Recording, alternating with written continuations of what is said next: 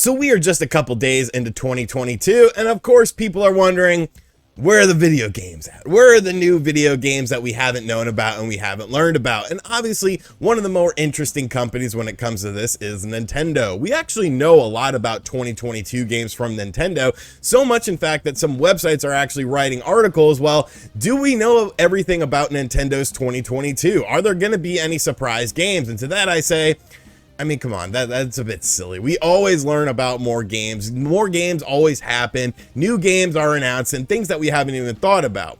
My buddies over on NintendoEnthusiast.com, which I used to work for, actually put together an interesting list talking about the most rumored and the most credibly rumored games coming to the Nintendo Switch. And in this video, I kind of want to talk about my thoughts on the games in this list and whether or not these games will actually happen. And what do I mean by happen? I mean more so, will these games be announced and revealed? Not necessarily come out, although I do think there are going to be some surprise games that do come out in 2022 for the Nintendo Switch that are first-party titles. So if this is your first time on the channel, be sure to hit that subscribe button, like and share the video. I'll also have a link to the article in the description box down below should you want to hear their thoughts on it. But now it's time to hear my thoughts on it. What is going on with the Nintendo Switch in 2022, and will these leaked games actually happen? Let's talk.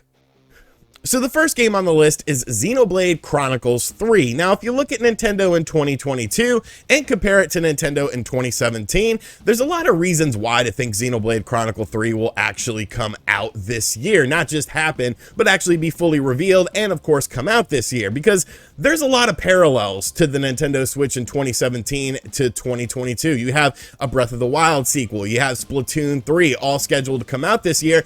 And that happened in the first year of the Nintendo Switch, with Breath of the Wild and Splatoon 2. So I think it's reasonable to think that Xenoblade Chronicles 3 will happen this year. There was a leak with a voice actor saying that the game was pretty far along in development, nearing completion, but I'm hopeful that that's not the next game. And I know I'm going to catch some flack for that because there are some Xenoblade Chronicles fans out there. Obviously, there's a lot of Xenoblade Chronicles fans out there. But when it comes to Xenoblade, my favorite is Xenoblade Chronicles X. Like, that game by far is better than the other two games for me, and I'm not sure why. It could really have to do with the sort of sci-fi setting. I do kind of, lean more towards that than like an old-timey setting, but I feel like this game being pigeonholed on the Wii U is a real shame because this is one of the last few games that is just exclusive to the Wii U that you can only play on the Wii U, and that's ridiculous to me because this game needed a more powerful console. That's why you had to download things like texture packs. That's why the screen and reading the text was so small on it. Like, it was definitely hampered by the technology of the Wii U, and I feel like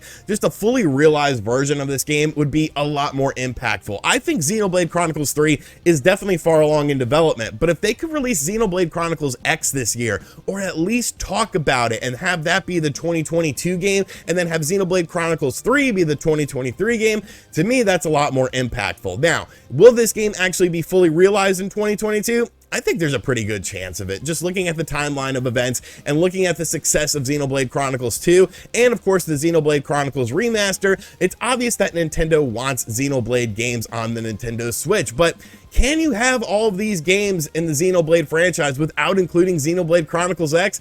To me, that would be a big misstep. So I'm hoping, and this is just me personally, because there have been rumors that Xenoblade Chronicles X would come to the Nintendo Switch in some capacity. I hope that that's the game that comes this year and not Xenoblade Chronicles 3, but I'm sure you completely disagree with me. The next game on the list is the Metroid Prime 1 remaster or remake. Now, I mean, when talking about retro game studios, it's like, expect nothing and get nothing, because this company, while they're a good company, they go through long spans of time without releasing anything. Metroid Prime 4, I definitely don't think is happening this year. I don't think Nintendo's ready to talk about this game. I don't think Nintendo is ready to showcase this game. So a stopgap, much like we saw with Bayonetta 2 coming to the Nintendo Switch, kind of makes more sense to me, and that way it buys Nintendo a little bit more time.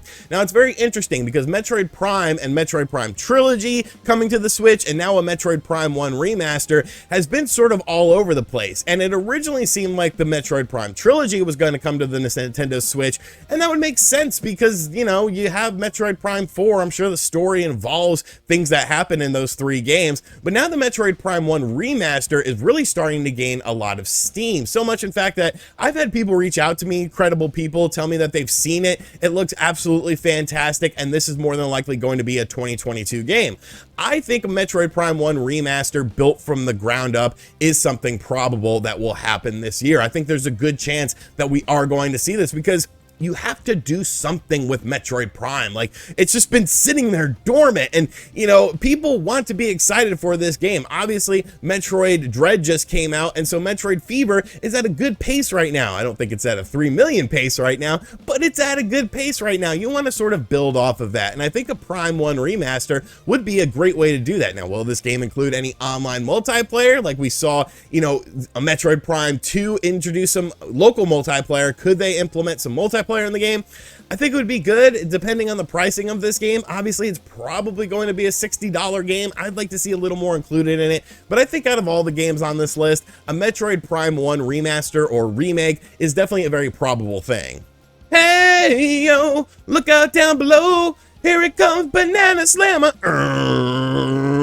Ooh, ah, Donkey Kong. Now, Donkey Kong is a franchise that we always seem to talk about. It's something that, you know, used to be a big prominent thing, one of the best looking games on the Super Nintendo, but in recent memory, Donkey Kong and Donkey Kong Country have just become definitely an afterthought. We had Tropical Freeze on the Wii U, which then came over to the Nintendo Switch, and like, that was it. But once again, we've had a lot of rumors about a new 2D Donkey Kong coming to the Nintendo Switch. We've heard things such as the team behind Super Mario Odyssey was actually working on this game. We've heard things like the Country moniker is being dropped from this game because they don't want to assimilate it with that timeline of games. They kind of want to start a fresh Donkey Kong series, and I think that would be smart because Donkey Kong Country, I mean, it's like, we know the mechanics, we know what you do in these games, how much further along can you push it? But that kind of, you know, puts a question mark on a 2D Donkey Kong, which would be, what the hell would this game be? Because when was the last time you saw a Donkey Kong game not assimilated with the Country franchise that was like a mainline game? Not talking about things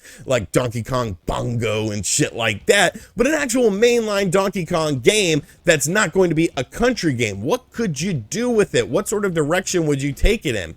Do I think that this game is going to happen in 2022? I think at the most you might get a trailer for it, but I think this game, something like this, obviously would need a lot of time and a lot of creativity behind it, because if you're dropping that Country moniker, you got to come with something fresh, you got to come with something original, and I'm not quite sure what that would be. Maybe Nintendo's already figured that out and they already know what they're going to do with it, but a new Donkey Kong, I don't know. I'm kind of low on this game, even though it's been heavily rumored. It just seems like something that sounds good on paper, but the execution of it could be a little bit questionable. But like I said, maybe Nintendo has figured this out.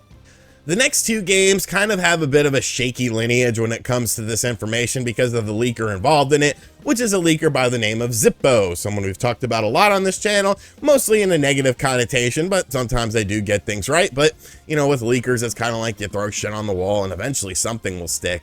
And those 2 games include Fire Emblem getting a remake and Persona 3 Portable and Persona 4 Golden coming to the Nintendo Switch. Now, timeline-wise and money-wise, both of these games would make sense. Obviously, Sega/Atlas is trying to expand the Persona library of games. They're wanting to put older Personas on more platforms. So I don't think that's really a leak. I don't really think that's outside of the realm of possibility. Same thing with the Fire Emblem remake. You know, we got 3 houses. We got that, what was that collection thing that came out on the Switch? It was like the old NES Famicom game that never came out, a Light something or another. I don't remember the name of it. I actually own it. It's just in a big stupid box and it just sits there. And of course you had stuff like Fire Emblem Warriors, which really wasn't a Fire Emblem game, but I wouldn't be surprised if these are announced, but I don't think they would be announced as like a lot of pomp and circumstance. I feel like these things could just potentially happen, and then there could be a quick turnaround time with it. A Fire Emblem remake old Persona games being ported over. It doesn't seem like it would be something all that crazy,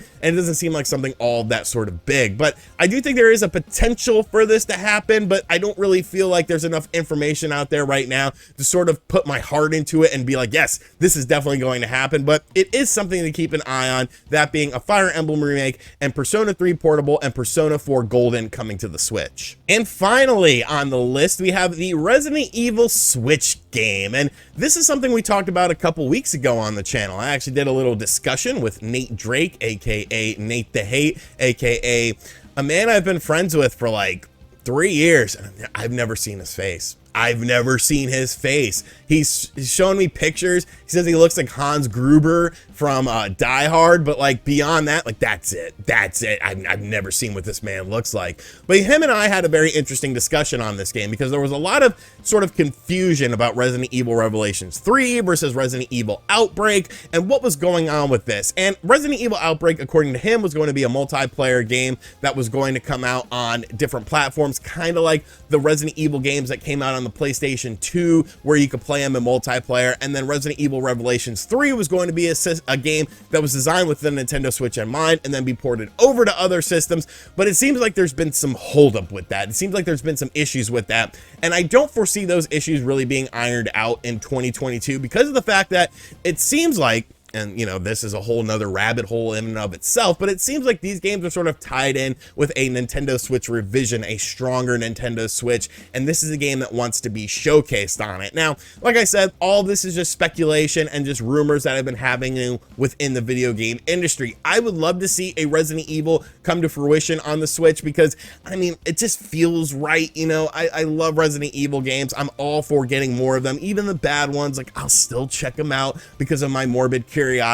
But out of all the games on this list, this is probably the game I have the least amount of faith in, just because it seems like there are stuff tying it up behind the scenes to sort of make this game not happen. So a Resident Evil Switch game, as much as I'd like to see it, I'm not holding my breath for it in 2022. Alrighty, so that is the list of games that Nintendo enthusiasts put together as the games that have the most kind of sense and the most rumors that we've heard about happening this year. And I hope you guys enjoyed this video, just sort of my thoughts and speculation, things that I've heard sort of behind the scenes on it, and whether or not these games are going to happen. But of course, I want to hear what you guys have to think about this list. So let me know in the comments section down below.